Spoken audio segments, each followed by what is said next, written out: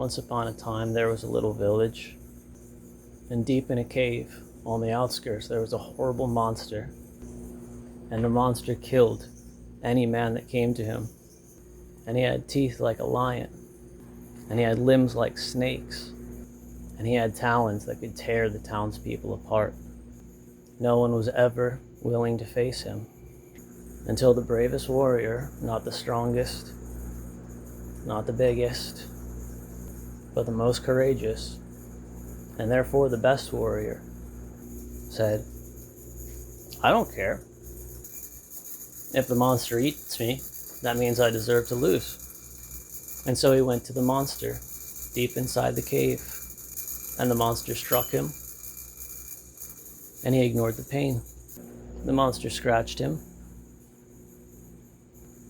and when the man got close enough to the monster's face, the monster bit his hand.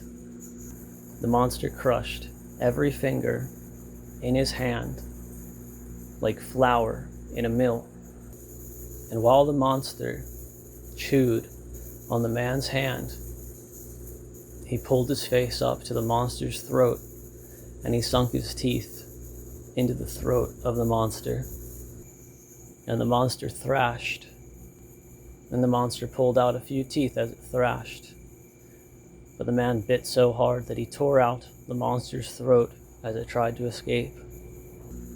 And the man laid down and looked around for the skulls of the monster, the skulls the monster had killed, the skulls of children, the skulls of warriors, and he didn't find any.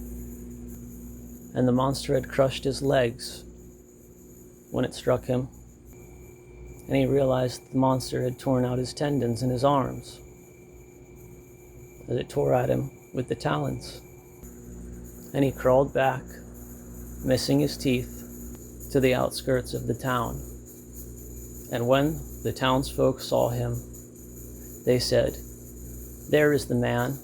There is the man who is even scarier than the monster." And the man tried to say, "I'm not evil."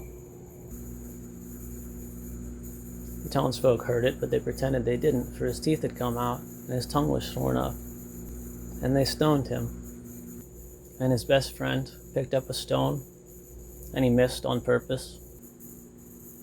And the dying warrior may have said thank you.